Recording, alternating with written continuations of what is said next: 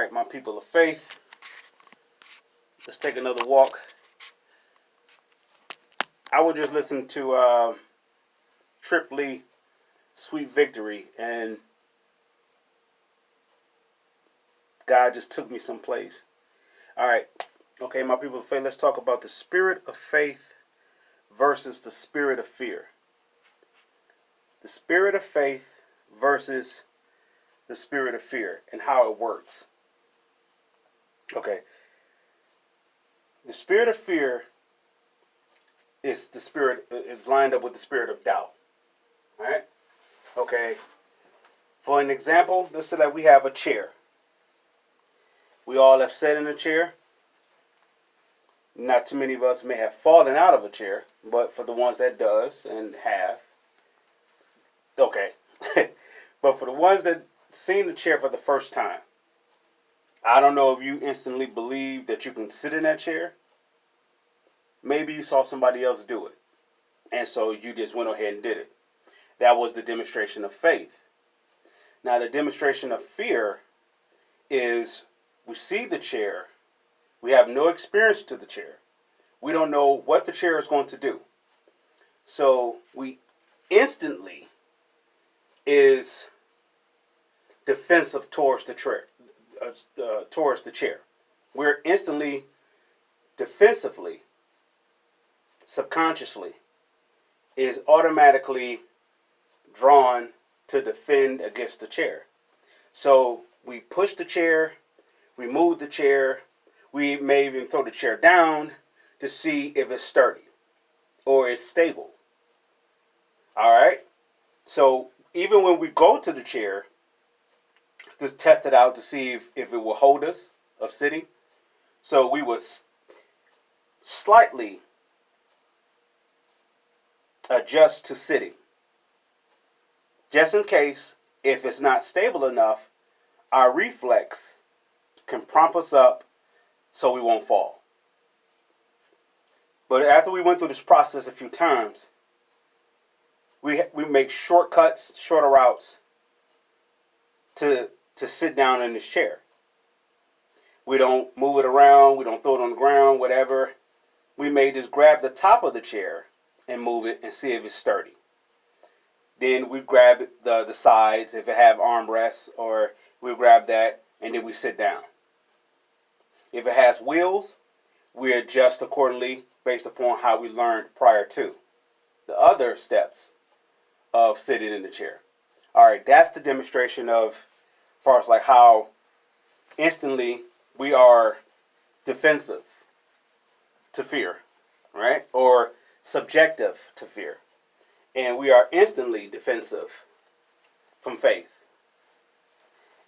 We don't instantly just leap off and go do something unless we are built up in the act of faith that we become so convinced that nothing can harm us. We put our faith to work, right? So otherwise, we allow fear to work us as a slave. Okay, now how do we take that example to a more of an example of need? Let's say we need transportation, or we need a house, or we need food, or we need our health to be restored. We have to build up the faith, which means we're going to have to take the steps that we would towards a chair. We're going to have to confront the defense that is securing fear to stay there. Fear wants to stay as the Lord of our soul. Right? Fear wants to stay the Lord and has a throne. Fear has a throne inside of our soul. It was inherited. We have to dethrone the fear so faith can elevate us to sit on the throne. All right? This is why Jesus is so important, because Jesus is the example of faith. Satan is the example of fear. Satan wants to rule in our soul that we will never see how great we are. We are made in the image of God. He wants to be above that image, not just within us, but with God himself. So since we are connected to God, he wants to destroy that connection. So this, if there is, if there have been a loved one or a covering or whatever uh, that has shown us an example of fear, that example of fear, we either be raised up under it, taught up under it, and learn how to receive that spirit to ourselves. This will be the coverage of our household or community, neighborhood, state, city, country, whatever. It spreads. The spirit of fear spreads. The intake of the spirit of fear, the first reaction to it is to install self-doubt. This may come through a form of disappointment, a form of hurt, a form of expectation not being met. All those are designed to chop away or steal the seed of faith that God installed in you before you was formed in your mother's womb. Before you was formed in your mother's womb, God the Creator knew you, and he set you on a table spiritually, and he placed inside you love, joy, peace, faith, kindness, boldness, temperance, confidence. The spirit of who he is, of all that he is, he placed this inside of you when he made you on the table. That spirit, who you are, with all those components, was placed inside your mother's womb. Your mother and your father created a shell so this spirit can be inside of. From the moment that you was inside the womb, the enemy had an assignment to destroy that seed of faith or destroy the image of God that's inside your soul. If you look all around you through TV, media, social media, whatever, any intake of communication, you'll see there's a destruction assignment to destroy, to kill, to steal away from that.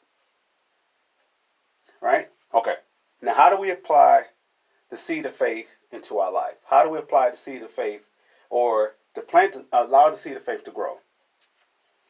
If everything is designed to destroy or to steal or to kill that seed that God placed inside of us, then we have to surround ourselves around something that would allow it to grow. In other words, being somewhere that's on the same page, somewhere that's like-minded, somewhere that defends where we are versus to tear down where we are. If you're going to be around, if you're full of love and you're going to be around a crowd that's full of hate, what's going to happen? They're going to chip away.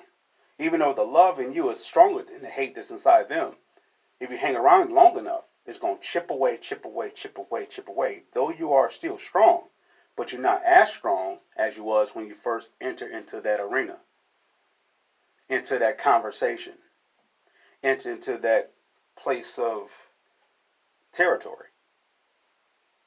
You're chipping away, chipping away, chipping away.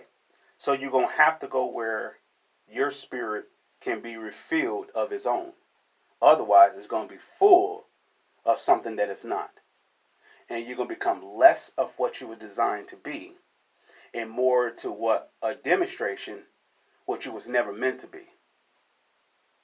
You was never meant to be destroyed. You was never meant to be killed. You was never meant to be stolen from.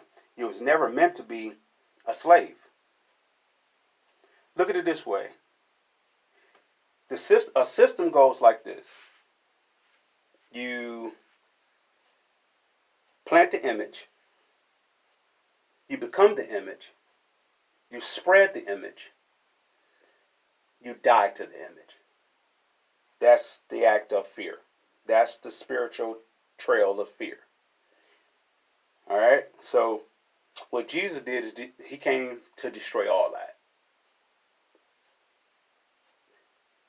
For those that do believe, they have to believe in him that he is the truth And the only way they can find out he is the truth is through spirit form, not through natural form. Because the natural form, the body form, has been so lied upon.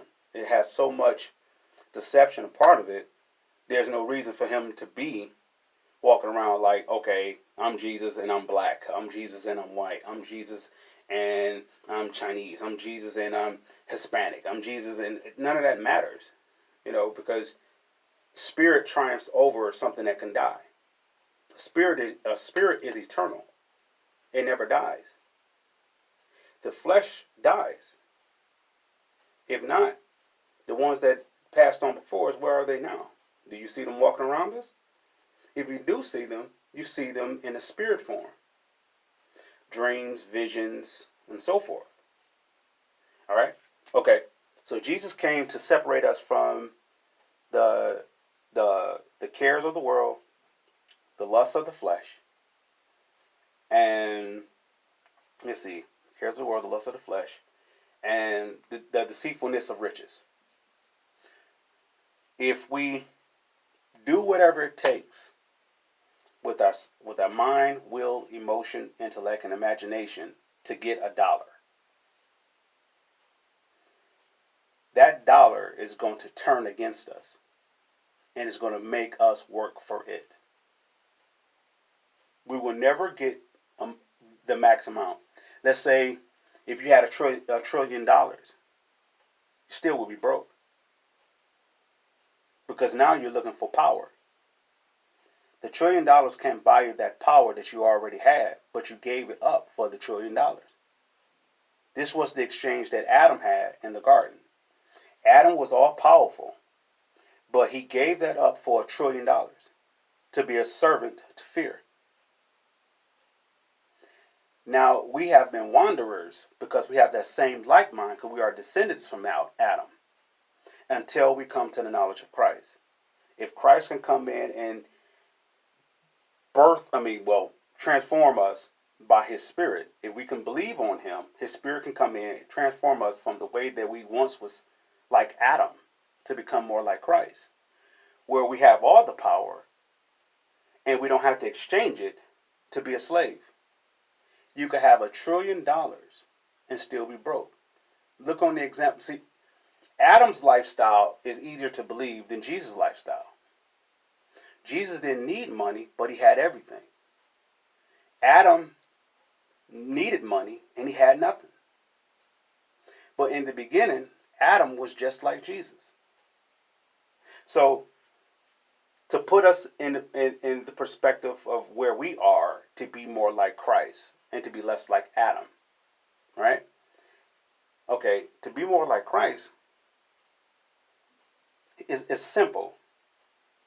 To be more like Christ is to receive Christ. You can't be something that you're not. We have to allow, or the individual has to allow, the Spirit of Christ to come inside them. This is bigger than rituals and traditions and customs and the generational passings of understanding of knowledge of who Jesus is. To really know who he is, you have to experience him for yourself. And that would be to know him in spirit and in truth. Otherwise, you're following someone else's lead of saying who he is, which is not the act of faith. It's the act of you attaching yourself to someone's faith. And you hope that will carry you over to see the demonstrations or the manifestations of faith. I can't reap the benefits of what my mother did in her act of faith. She just gave me the example that it can be done, but that's as far as it can take me. Once she's gone from the body, she's in the presence of the Lord. That attachment is no longer there that I could benefit off her faith. In terms of her being here and she's praying for me, I can no longer benefit off of that. But I could benefit off the ways that she taught me in the ways of the Lord, how to have faith in him, how to believe in him. I could benefit from that seed. And that watered the seed that was planted in me before I was ever even born inside of her. See how it goes in the full circle? God never contradicts himself. He always confirms himself. God always goes in a complete circle. Whatever he sent out to do will always come back to him complete. It will always do what it's designed to do. If God designed you to be a giver, you're going to give. You're going to be what you're designed to be. The gates of hell may try to stop you from being it, but it can't. God saw your ending from the beginning. God knew your ending from the beginning. And from the beginning, he saw it all. I know that's heavy. That's pretty deep. But I say all that to say,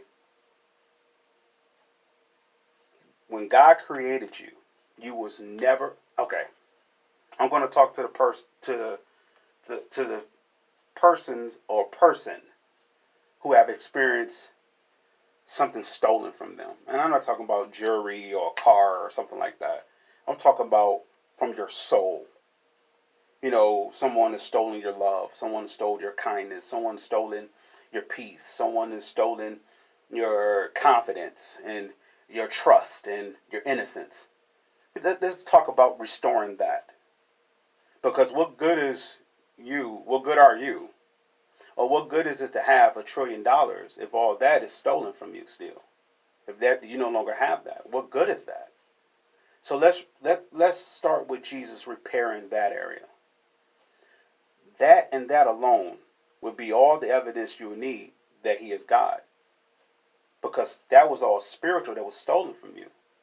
And if we were supposed to worship him in spirit and in truth, then he would have to be that spirit of truth to restore what was stolen from us. He says, give him an opportunity to do so. How do we give him this opportunity? It starts with us allowing him to do so. And the only way we can allow him is humbling ourselves. And how do we humble ourselves? We ask him, Jesus, can you restore to me the kindness that was stolen from me, the peace that was stolen from me, the faith that was stolen from me, the love that was stolen from me, the innocence that was stolen from me, the confidence that was stolen from me, the assurity, the boldness. If we can ask him that, he'll begin to clean up the stuff that's around that. It's already inside you. But since the hurt has come in, it gave up. It is the hurt or disappointment or the incomplete of expectations has come and formed an illusion over what God is inside of us. So the enemy has planted a device inside of our soul to say it's stolen. But Jesus said over 2,000 years ago, I put an anti-device that nothing ever could be stolen from you. The only thing is there inside of you is the lie that is stolen. So what Jesus wants to do is clean out the works of the thief or the destroyer or the killer that's there on assignment to take away from your soul, that you will never meet Jesus face to face in this life nor in the life to come. It starts with you asking Jesus to show himself, to prove himself that he is God and only he can be God in your life. This goes past what you heard in church, what you saw on television, what people may say good or bad about the subject. If you want to know that he's real, you're going to have to ask him. But not in asking for him to prove that he's good or that he's God to you. You're going to have to ask him for him like you really want to know. Like, for example, if you wanted to know like how your bathroom sink works and you don't know, you'll go seek to find it. You'll go on YouTube, you'll go to some manual or go to a plumber or someone in that field of profession. You will ask them, how does a sink work? So the same way, if we believe that Jesus is full of peace, full of love, full of kindness, full of restoration, or to give us back all that stuff in our rightful mind, well, then we should be able to ask him, and he should be able to show us how it's done. Now, he's not going to, it doesn't work like this. You don't go to the plumber and say, show me how the sink works. And then you be like, well, I didn't want to know anyway. I just wanted to know. Well, then you're wasting the plumber's time, and you also ultimately wasting your time. The plumber is going to be a plumber regardless. The plumber is not going to stop being who he is because you got some information or some knowledge from him, and misused it. Now, if you want to get the information to go back out there and to be, a tax collector, you just got information. If you got the information to be a plumber and you want to go out there and be a chef, you just got information how to be a plumber. It's still inside you, though. What God wants to do is to show you that he's God through his son. Because through his son, it brings us face to face with God, which is where we rightfully belong. We don't belong in the hands of torment, pain, misery, agony, fear, doubt, complaint. We don't belong in all that. We just don't. Start with asking Jesus to show you that he's Lord, and he will take you on a walk. He will grab you by the hand if you allow him to, and he will take you on a walk, and he will be the janitor in your life or the custodian in your life, and he will come and clean out all the stuff that has been lying to you. And you will get such a relief in your soul that you have never experienced before. I'm saying this because my life is a testament to this. It just is. A couple years ago, small testimony. A couple years ago, I had a stroke. Right? And with this stroke, I lost everything.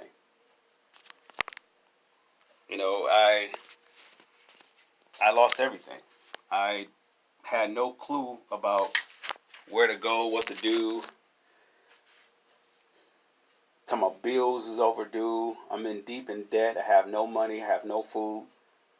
What God has done, or what God will do, he will send people to help you out. It may not be loved ones. It may be loved ones. It may be people you know, maybe people you don't know. But he went from there. That's to get me jump started, but it's not for me to stay there, because then I would be dependent on man to take care of me versus what God is putting us in position to be, which is an heir and a joint heir to the throne of Christ. We're raised to be royalty.